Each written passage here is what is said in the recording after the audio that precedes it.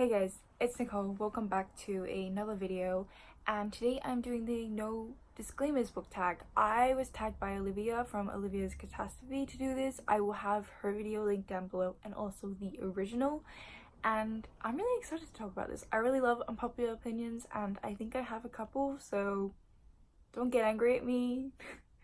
The first question for this tag is, which tropes in books annoy you the most? And I've seen quite a few people say this, and I do agree that most tropes can be done well. It's just when they're not done well, like, they annoy you, and I think there are some common ones that are commonly done poorly. One that I really get annoyed with is romance in books. It's not that I don't like romance, it's just I very much prefer romance to be a side plot to my story. I read mostly sci-fi and fantasy, and I feel like there have been quite a lot of times where the romance has taken over the story or some other element in the book has been sacrificed for the romance. I also don't like love triangles. I think they can be really overdone. I love the Infernal Devices. That's one of my favorite strategies, and I think the love triangle that is amazing, and that's the only one I can think off the top of my head I like. But it really annoys me because with fantasy books, they've often created this really rich world, and I want to immerse myself in the world, and then they just use romance to further develop the plot. I would rather them use the world or the politics or just something to do with the world building to move the plot along, rather than have the romance carry the story. I do like romance on the side. I'm making it sound like a meal, but that's what it is. Yeah. Question 2 is, which author do you think is overhyped? Don't come at me. So I have read The Coldest Girl in Cold Town by Holly Black, and I've also read The Cruel Prince, and neither of them I really liked. I kind of thought both of them were very much like so many other books in the genre. There was nothing really new to them. I really liked the concepts of both books, and I just wanted more from the story, and I didn't get that. And I just think she's overhyped. I'm really sorry. I know so many people love her, and yeah, sorry. The third question is, what are your least favorite books since joining BookTube? And I have two. Both were actually released this year, and I got caught up in the hype of new releases, and they were both really disappointing. The first is The Gilded Wolves, and the second is Wicked Saints.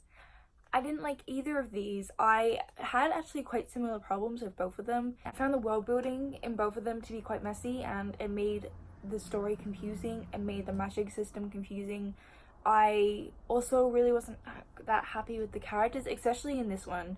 This one, the characters I found to be very 2D.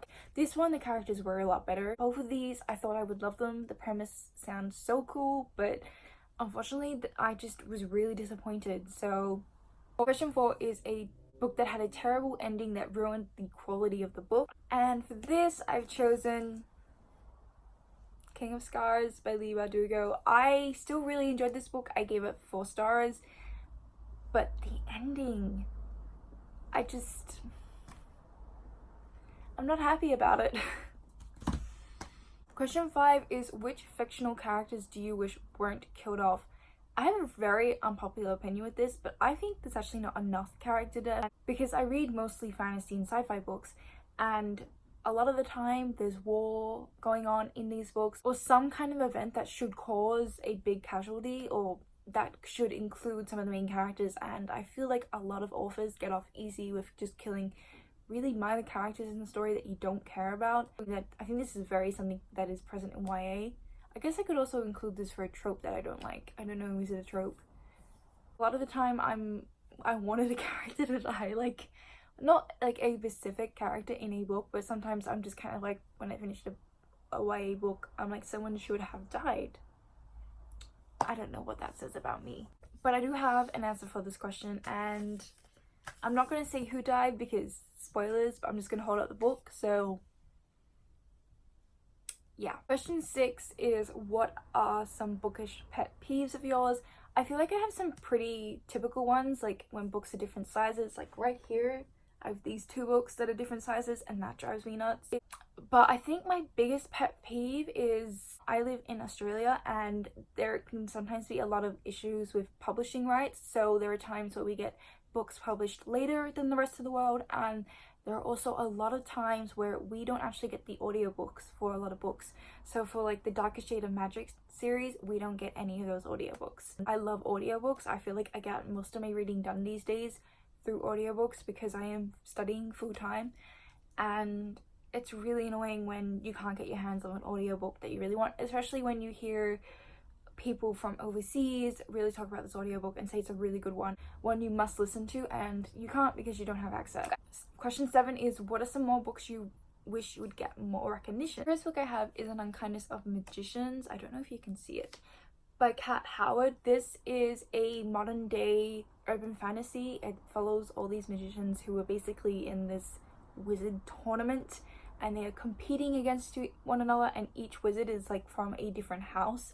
What I loved about this story is it's a standalone fantasy, and also it's one of those stories where there are multiple points of view, and then they are all threaded together so neatly in a bow by the end of the story. I love stories like that so much.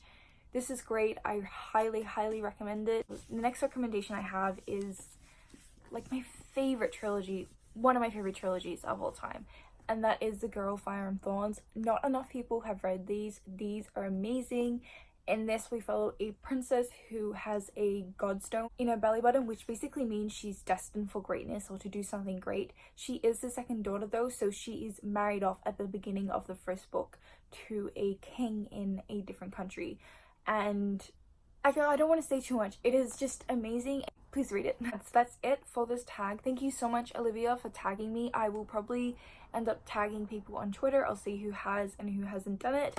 But thank you so much for watching, and I hope that you're enjoying whatever you're currently reading, and I'll see you next time. Bye!